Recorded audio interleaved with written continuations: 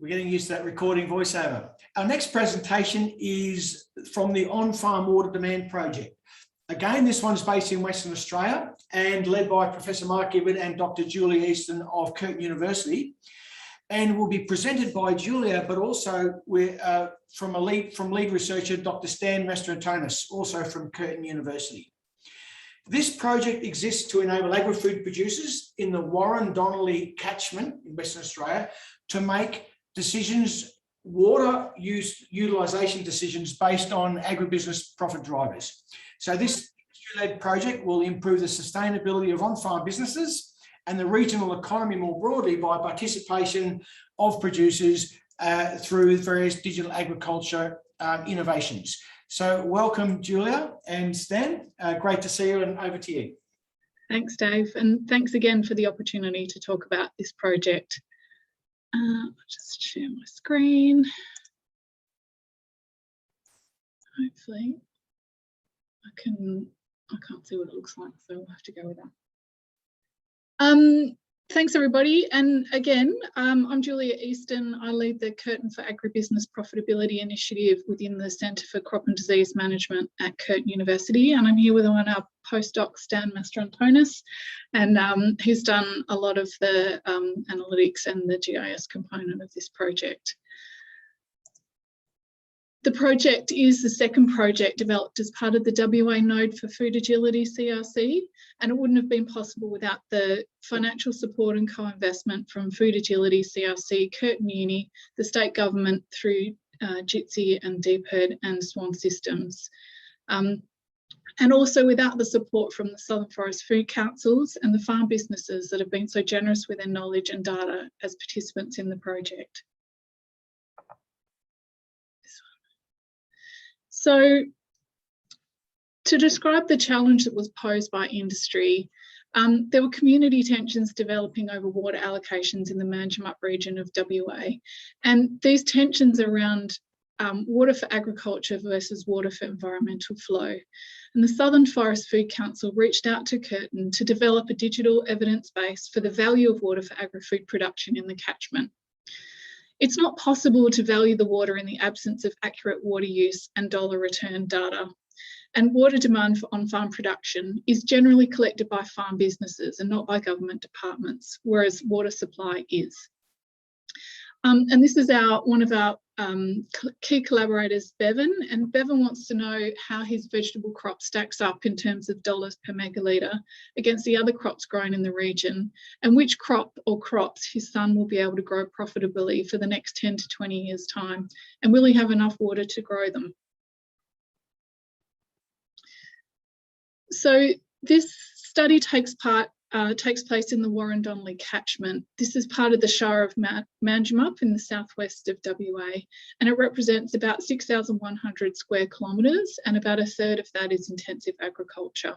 And there's about 480 on-stream dams with the total volume of about 35 gigalitres. Irrigation demand greatly outstrips the irrigation demand is greater than entirely dependent on rainfall runoff evapotranspiration dynamics. And as you can see from the map over here, the fully allocated regions are in pink, and the fully allocated for agriculture are in pink, fully allocated for forestry are in green, and there's limited allocation in orange and waters available in yellow. There's the increased tension over the water allocations for agriculture in the catchment are really defined by these sorts of signs that you see everywhere around the region around "Don't Dam the Donnelly" and "Save the Donnelly." So there's lots of political tension in this space. We've really had to tread quite carefully. And when we think this data comes from the Department of Water and Environmental Regulation, and it's some of the historical and future predictions of climate into the future. And even if we look at the wettest and driest years, what you can really see over the next 20 to 30 to 40 years is a significant decrease in rainfall over this time. This is WA, Perth is up here, we've got Bunbury, Busselton and Blackwood down here, and Manjimup is here, and this is the region in here. So in this context, we've decided to work with 27 participating farm businesses from within the catchment. And this includes avocado farmers, apples, truffles, potatoes, and wine grapes. Avocados and apples represent about 95% of the tonnes and the dollars produced in the region. Truffles are an extremely high value crop, and more than 90% of the national crop is grown in the Manjimup region. And we're also keen to look at potatoes and seasonal vegetables because they're quite often integrated within the landscape and offer a slightly different model. And wine grapes are really important because in the current environment, they're a low water using crop. We've got at least 5 farms from each commodity. And as I said, they represent the tonnes, the dollars, the market, and the low water use. We're also looking at the adoption of data-driven decision making. So we're supporting farm businesses to make decisions based on their own data. And our theory is that aligning that with the financial data will drive the adoption of digital tools for decision making for irrigation in particular. We're also using a peer-to-peer learning framework through facilitated workshops to support farmers to learn from each other around how their practices and farm business structures are driving their water productivity and their water profitability. And bringing all of that data together, we want to scale up all of these layers of data for a whole scale of catchment model, for ultimately to be able to estimate the water for agriculture in the catchment and the triple bottom line benefits to the community. So one of the early things that we discovered is a well-defined value proposition with win-win outcomes for all the partners was really key to designing a co-innovation model for these types of projects. So for the individual farm businesses that were project participants, the value proposition that we described to them was a greater understanding of their crop water demand, facilitated adoption of digital decision tools, being able to benchmark their water productivity and water profitability against their peers, and this facilitated peer-to-peer learning through workshops. But we also found that the industry benefits, given the tensions in the region, were almost more valuable than the individual farm business benefits. And this is about having an independent industry-wide data set on crop water demand for the region, and also to understand the triple bottom line benefits for the community, estimated based on the value of the water for irrigated agriculture. As we are co-funded by the state government, there's some clear benefits for them around access to independent data on crop water demand and the value of the water for agriculture, the ability to use the model that we'll develop to plan for potential future scenarios around varying climate, changes in tree crop plantings, etc. And also one of the key drivers for the state government investment in the Food Agility CRC is around the demonstrable translation of research outputs into industry practice change. And for us as researchers, the key benefits were around capacity building for our newly forming multidisciplinary team, and the opportunity to publish this fusion of proximal in terms of IoT devices and remote in terms of GIS Sentinel data, and a clear demonstration of impact for industry. So the project in a snapshot really has 4 parts to it. The first part, we learned about how we go from data to decisions. So we pitched to the farmers the value proposition for them, what we would get out of it and what the state government would be getting out of it. We came to an agreement. We have a fieldwork access agreement. We installed the equipment. We set up the visualizations, and then we worked with them to understand what that looks like and how they can make decisions from that. In terms of understanding the water productivity, we looked at the water applied, how much rainfall, how much income was garnered from the sales of their crops, what expenses they had to incur to get there, and then we compared theirs against the amount of water that they used. And then we went back to each of the farmers with a package that defines the water demand, but that includes the water demand, the financial data, and puts it all together, and then we ran a feedback session, which was a year in review, and then we handed over to the Swan System team to help fine-tune the data visualization using their portal. And then the next step is about running the workshops, gathering multiple seasons of data, and developing the model. So the framework that we wanted to use involves three main layers of data. There's the applied irrigation data, which comes from the project data, which is the soil moisture probes and the flow meters. We also wanted to include the crop evapotranspiration data. So this includes standard evapotranspiration information, crop factors, and crop distribution. And then the third layer is around the climate data. So understanding rainfall runoff and standard evapotranspiration, and getting access to historical data sets. Oh, I've skipped over one. So this is what the installation equipment looks like. We've got a flow meter with a paddle wheel here that's installed into the irrigation. And we've also got a moisture probe that goes into the soil, and both of these things are equipped with an IoT device, and we've got 27 of these spread across the region in different crops and in different parts of the catchment. And this data brings us this kind of information. It's overwhelming, there's so much of it, and it's really hard to make sense of. So this is daily site observations in terms of soil moisture in red, the irrigation in green, blue is the rainfall, and the little orange dots is the evapotranspiration. And the rainfall and evapotranspiration come from the deep herd weather stations, the closest deep herd weather stations. And Stan has developed an R package to convert from this sort of information to something that looks like this. This is a monthly site observations where the light blue is the rainfall, the dark blue is the irrigation, the yellow is the crop water demand, and the orange spots is the evapotranspiration.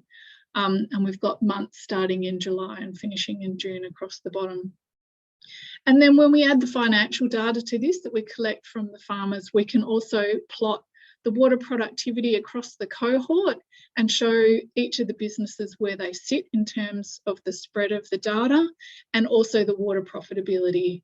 And so we've had individual conversations with each of the farmers about this data, and then when we all come together for the workshops, it'll be, what does this mean for you, and where do we go from here?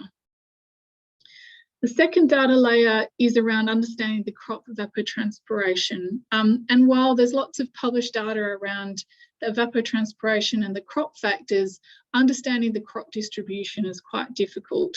So Stan is going to talk about this in a minute, the work that he's done in collecting multiple layers of data and the process that he's gone through to get to being able to understand the distribution of each of these crops across the catchment. And I'm going to hand over to you now. Thanks, Julia. Everyone.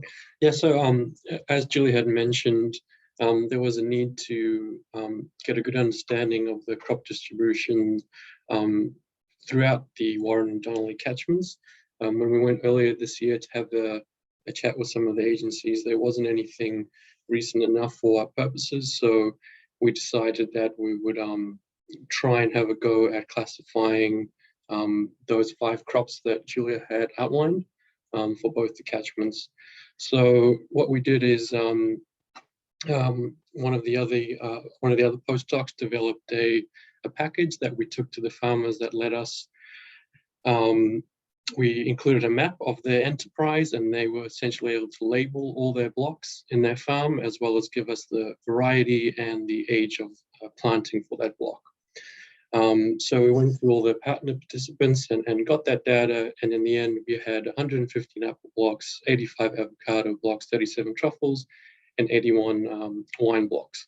Included into that data set, which is eventually going to form the training data set, were other land use forms such as native vegetation or water, cleared land or pastures. And then So all that data formed the training set, and then we collected 2 years of cloudless optical data from Sentinel-2, and then also synthetic aperture radar from Sentinel-1.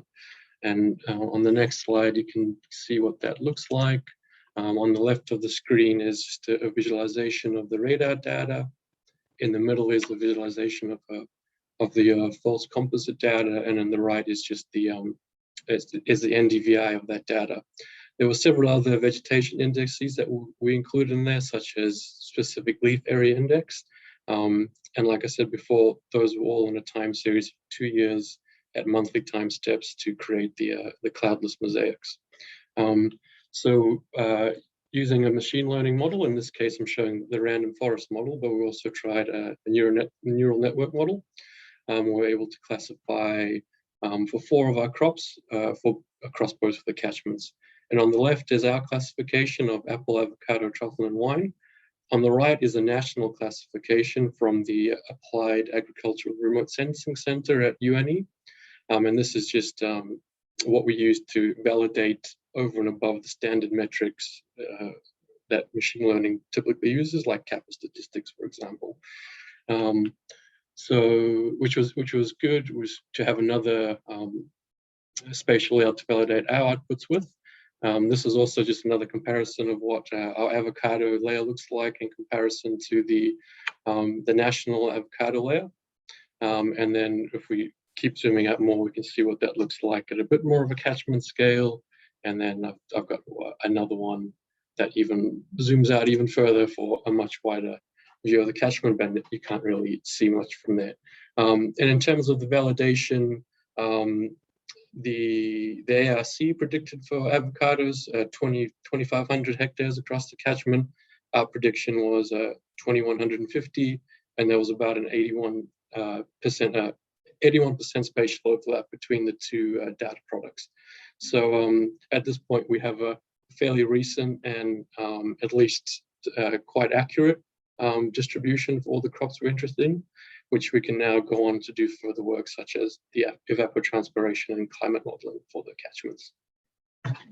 Thank you. Thanks, Dan. So what have we learned from all of this work? We have learned that a well-defined value proposition with win-win outcomes is key. Having a data management plan and fieldwork access agreements, so this is our data management plan in a little snap over here, provides a framework and establishes trust in terms of data sharing. We also learned that starting with a proof of concept with one farm and then to one commodity and then scaling up saves time and backtracking. We make all the mistakes early on and we don't have to continue to make them with all of the other sites. From the farmer's point of view, trust in the data is necessary. This is the first hurdle. If they don't believe what we're putting in front of them, then they'll discount anything that you say after that. And we also think that the inclusion of the financial data drives a more sophisticated discussion around crop water demand and how farmers can use this sort of data to drive their decision making. The co-innovation with farm businesses has really helped improve our analysis and the utility of our research outputs. And as I've said before, this trusted relationship and these more nuanced conversations that we're having leads to improved quality in terms of the analysis that we can provide and each side's understanding of the components of the project. And finally, every season is different. High summer rainfall in the last season's driven down the irrigation volumes. So the more seasons we can get, the better we can develop our models. And also, it's such a beautiful place to work. We're really lucky to be able to work down there. And this is the last slide, Dave. In terms of next steps, we're going to run some peer-to-peer learning workshops. We're going to work with DOER and hopefully with the Bureau of Meteorology in the climate data development and also building the model that incorporates all 3 of these layers plus the financials. And finally, I want to thank all of the participants in the project. Again, we've got a swag of people to thank and, you know, we wouldn't be here without all of these people. So thanks. Thank you, Julia. Thank you, Stan. Again, another big project, another big footprint, and another broad, diverse team. A question for Stan. When you were doing your avocado mapping, I think you mentioned Sentinel-1, which is a radar satellite, and Sentinel-2, which is an optical satellite, for those that aren't familiar with it. Did you have a sense of the relative contributions of radar versus optical in the ability to delineate and discriminate avocado plantations? Yes, so that is a good question. I guess in terms of, at least for the random forest model, it actually does generate with its output a list of variable importance. I can't really remember off the top of my head what was more important in terms of the radar or the optical. For some crops, I know that the radar was really important because the radar is very good at detecting change over time. So it's kind of, I would have to go back and essentially see what crops or what predictor really helps predict for what type of crop. So there's quite a bit of variance in that. The other things were, not only did I have the optical, there were several different transformations in there, and all of those things end up interacting over time. So I can't really give a solid answer to that. However, I can go back and check what ended up being the most important predictors for the model in the end. Always. It's another $1. That's $4 today. Sorry, guys.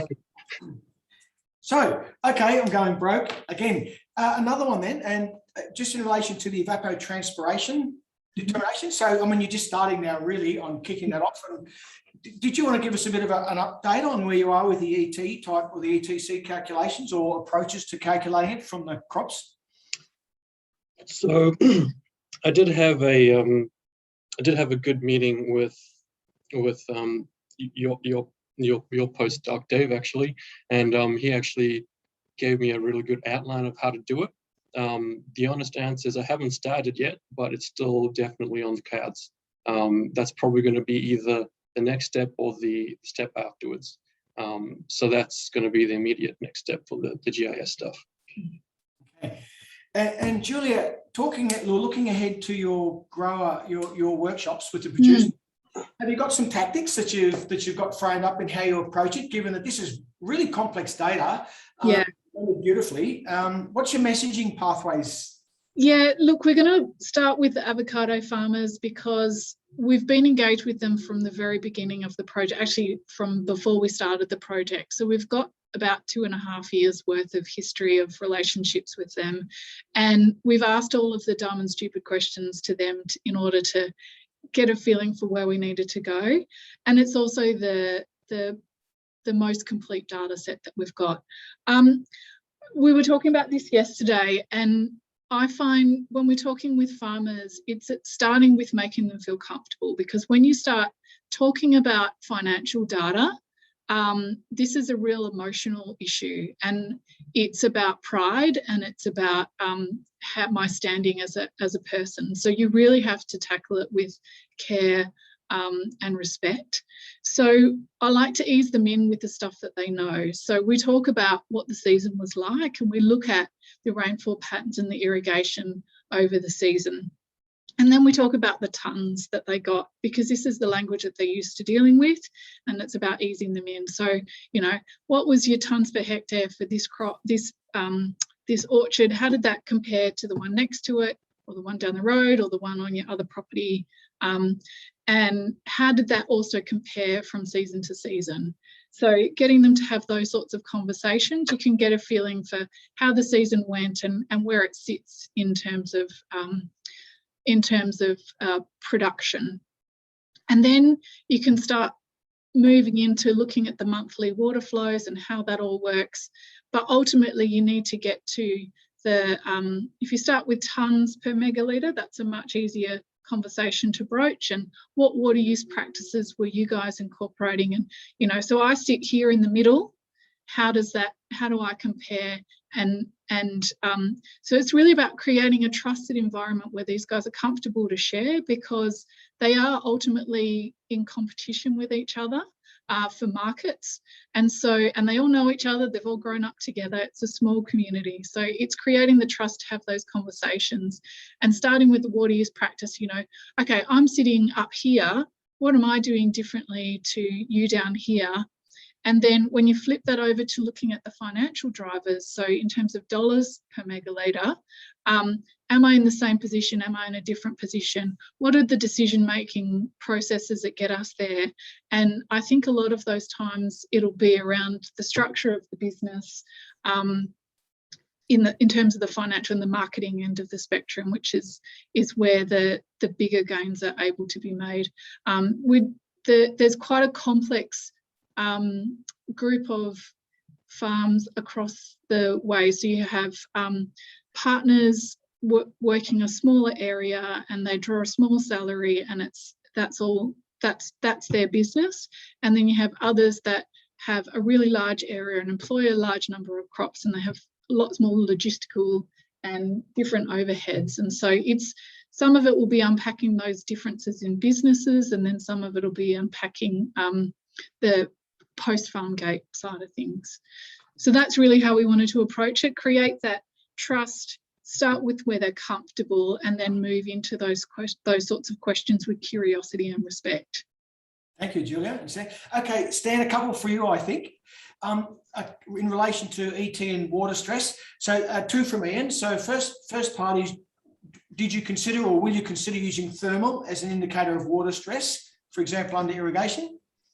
Question. I think that is a good question. I guess the problem with Sentinel-2 currently is it doesn't have that thermal band. However, we could obviously try that with the Landsat instrument, and also do believe that Sentinel-3, which is operating now, it does have the thermal band. Is that what you're referring to from the question, or? Yes. Yeah. I'm assuming we're referring to this satellite type platform. Yeah. I think that would be definitely an excellent inclusion into the data, and also even going forward, it's definitely worthwhile considering that. The reason we went with Sentinel at the time was the higher resolution. Is that worth the trade-off for more, radiometric bands? I don't know, but it's definitely something that is worth considering. Okay, Stan, and just along the lines of that, again from Ian, looking at the ET, evapotranspiration, the possibility of the roles of models like CBAL and metric and those sort of deal? Yes, I haven't gone into depth, but those are all possibilities. And I can't remember the name of it right now. It's off the top of me, but there were a couple of models developed in the States specifically going to be using the thermal bands from Landsat, for example. So those are the ones I'm going to be exploring going ahead. And it's something that's I'm still getting my head around, to be honest. That's okay. I'm just going to flag, Ian, you're going to get an email from me a little bit later today to say, can we please catch up and have a discussion? That saves me outing Ian, because I was about to ask Ian if I could out him, but you know the Ian we're referring to. Yes, that'd be thank great. you. And this one's from an anonymous attendee. I don't think it's Ian again. I think Ian, I know you. This one comes back to Sentinel-2 and 1 and cloud cover. I mean, these areas are often quite heavily clouded. They're growing there for a reason. Any challenges that you came across? Any tricks that you brought to bear dealing with it? Yeah, so I think it's well known that clouds are a problem, and that area is particularly cloudy. I guess the nice thing about Sentinel-2 is the 6-day revisit. So you'd be able to get a nice composite through Google Earth Engine to, as best you can, remove the clouds. On top of the composites that I was creating, there is a function there using the Sentinel-2 QA band to, as best as possible, identify the clouds and then mask them out with either an image ahead or behind the time series. So yeah, it is pain. In some cases, I did have to use 2 months of data. So for example, June and July, those had to be composited together to get a cloudless mosaic for that period. But with platforms like Google Earth Engine, it makes things slightly easier to deal with clouds. Excellent. Oh, great. Thank you, Stan. Look, Stan and Julia, thank you on behalf of us all, and to the wider project team for your contribution. Lots of questions, and great that we formed a network. So thank you both indeed. Thanks, Thank you. Dave. Okay. I hope you're managing to grab a feed.